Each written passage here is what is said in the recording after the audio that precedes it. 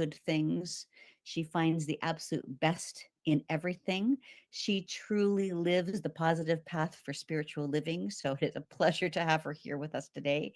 A couple quick things about a background of Wendy, though, is she is a retired PSW, which is such an important job. And we found out so much during COVID how much those people were just the most important people to have around for the care and comfort of people that could not look after themselves. And she retired from Cambridge Memorial Hospital. She's a 16-year member of our Unity Kitchener, and she spent 7 years on committees with both the United Church and the Unitarian churches. And she's become a affirming congregant for gay marriage. She's a poet. She's a member of the Seniors for Climate Action and a lifelong learner. And it's her words on her spiritual quest. So I will shut down the slides. Welcome, Wendy. We are delighted for your talk, A Spring Within Us. Thank you, Marilyn. Good morning, everyone. Thanks for sharing some time with me today. There's a couple cute little church bulletins to start with. At a church picnic, the minister put out a basket full of apples at one end of the table with a note that said, "Just take one, God is watching." At the other end of the table was a huge platter of cookies where little Johnny placed a note that read, "Take all the cookies you want, God's watching the apples." And my personal favorite, this morning's service, Jesus walks on water. This evening's service, searching for Jesus. I've called this talk, A Spring Within Us. Reflected in this season is a reminder of our indwelling potential. Relinquishing winter's darkness offers opportunity to release whatever impedes our spiritual growth. From closed-minded certitudes that block our willingness to remain open to new ideas, to limiting beliefs that no longer serve our highest good. Spring is a time of renewal, and renewal requires fortitude, strength of mind that faces change with courage, and as a result, transforms us. It requires a willingness to let go of what was, embracing the possibility of what could be. Author William Faulkner writes, "You cannot swim for new horizons until you have courage to lose sight of the shore." Growth requires patience. Are you patient with yourself? A beautiful rose doesn't bloom immediately. It blooms eventually. Growth takes time. I can't eat salad all day expecting to be 10 pounds lighter tomorrow. Believe me, I've tried. I recall a speaker sharing how she only started working out in her late 50s. She worked out 2, then 3, then 4 days a week. One day, several weeks later, she rubbed her calf. It was a little sore, and she thought, "Oh, there's a growth." Then she rubbed her other calf, and she thought, "Oh, there's a growth there too." And then she realized it's a muscle. She got so excited, she called 10 people. We all need to celebrate our victories. After winter sleep, spring is waking up. What's awakening in you? Are you letting go of an old idea because a new perspective is about to bloom? Are you breaking a habit of negative thinking to give positive thinking a chance? Perhaps you're turning from anger toward forgiveness. Can you release a poverty mindset to embrace one of prosperity? Do you count your blessings? Do you live in gratitude? Do I? I appreciate the saying, gratitude turns whatever I have into enough. I'm grateful for Mother Earth. As we become aware of our sacred connection to her and one another, the heart expands with a compassionate gaze. We begin to care for ourselves, our planet, and each other. A love for Mother Earth will compel us to act in ways that nurture and sustain her. We can assist in her healing. We impact change by creating it. She's the divine essence of all life. There's an intuitive wisdom in nature. It fascinates me that muskrats build nests 3 to 4 feet higher just before heavy rains come. Farmers know this means high waters are soon to follow. How do muskrats know? They don't read the farmer's almanac. Intuitive wisdom resides in us as well. Do you trust your intuition? Do you follow your gut? I believe a divine river of life flows through the earth, all of nature, and all living things, including us. Each unique expressions of the divine. Deep knowing senses a oneness in all things. Everything is interconnected and part of a unified reality. It's beyond labels and transcends our perceived differences. Science tells us everything is energy. The elements forged in the heart of stars, hydrogen, nitrogen, carbon, come together to create the building blocks of our DNA. Atoms in our bodies come straight from the stars. Astronomer Carl Sagan shares, we are a way for the universe to know itself. Celtic teacher John Philip Newell writes, I invite you to wake up with me to the sacredness in all things.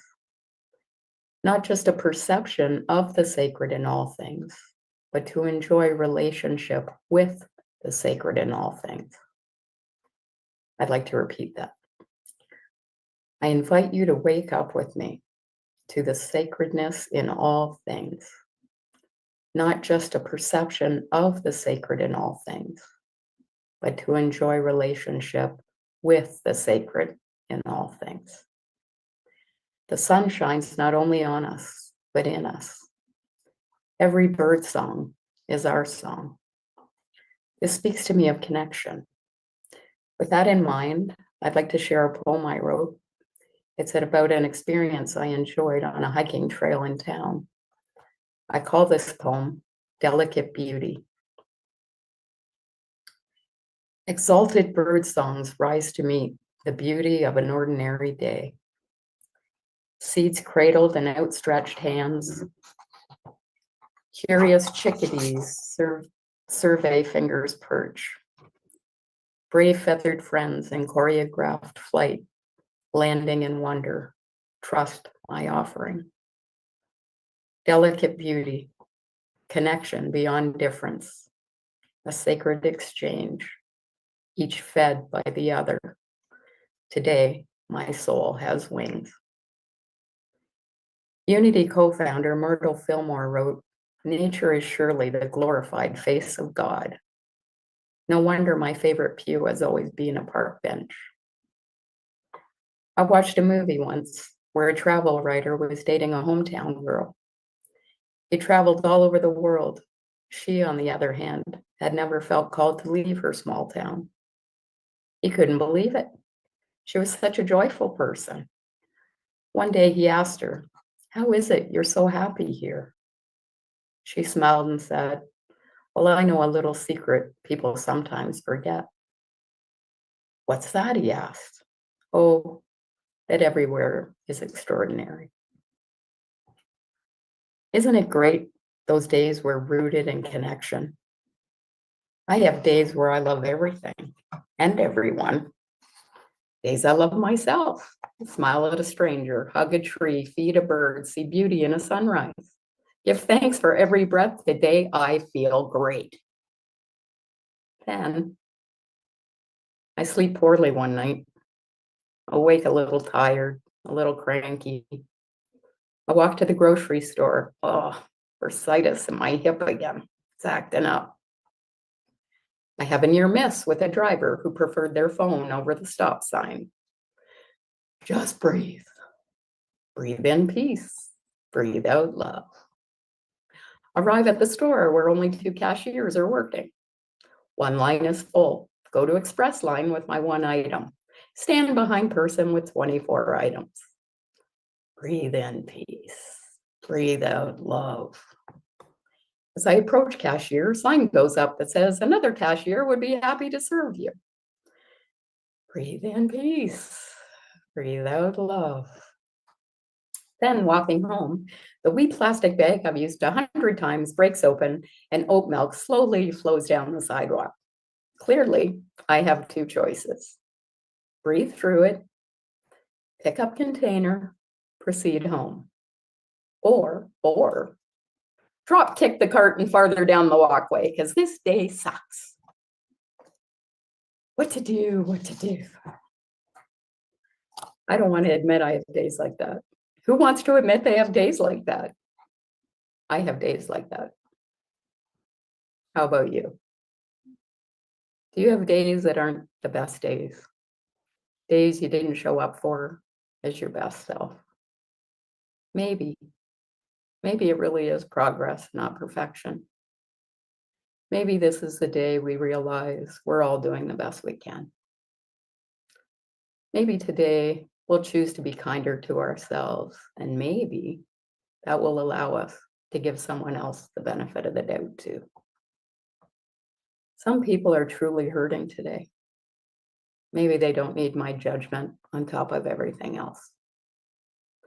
I have days of joy and sorrow, yet I can honestly tell you, thanks in part to Unity teachings, workshops, spirit groups, book studies, prayer, meditation, acts of service, love in my life, the majority of my days are good days. I choose happiness daily, so that daily, with each positive thought, that happiness muscle gets a little bit stronger.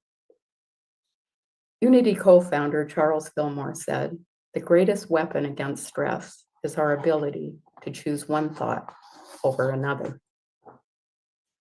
My spiritual walk is an evolving journey. The more I know, the less I know for sure. I have few solid answers, only perpetual questions. I've grown to embrace mystery and live in the awe and wonder of it all. The spiritual journey is about personal transformation and the healing of our planet and world.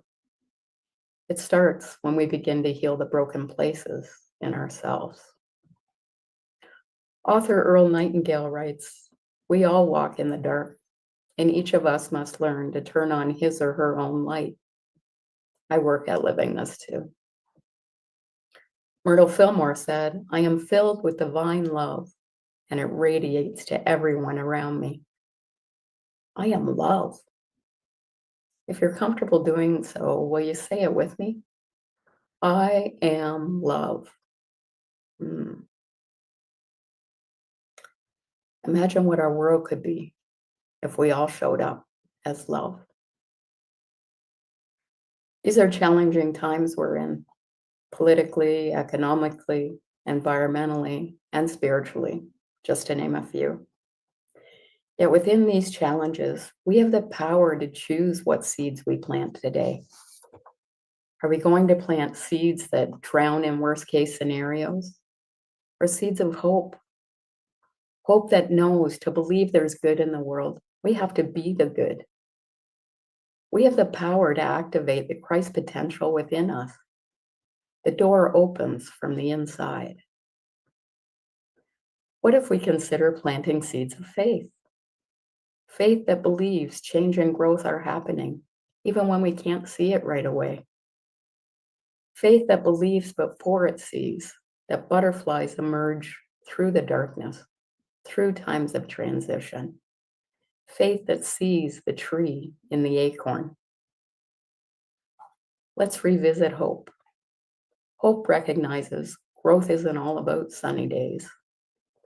Growth and strength happen through difficulties, through the rain and the mud and the muck. Yet hope never gives up because it believes there's a blessing on the other side of through. What if we plant seeds of love?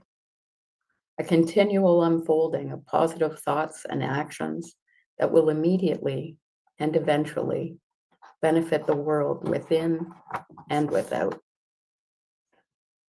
Earl Nightingale said, "Never give up on a dream just because of the time it will take to accomplish it."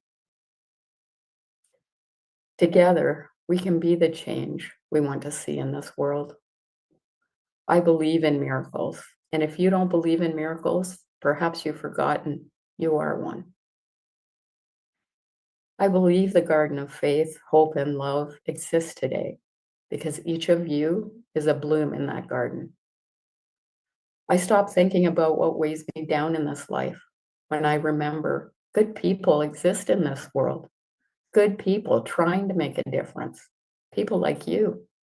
You keep my hope alive, and I thank you for that today.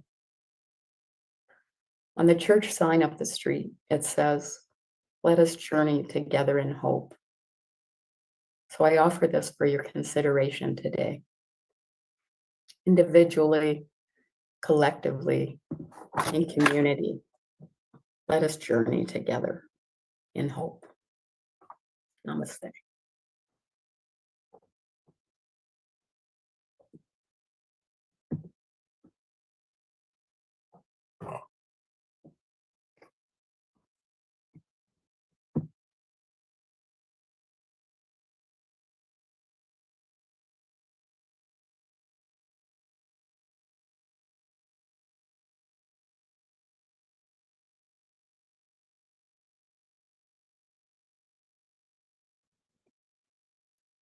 I just want to share these beautiful pictures from Wendy. I believe that Marg took them. I think that's where credit is due there for the taking of the pictures. But the idea that the birds trust you so much, nature trusts you so much to come that close and eat right from your hand is just beautiful. And thank you for that gorgeous prayer, or sorry, poem of delicate beauty as well.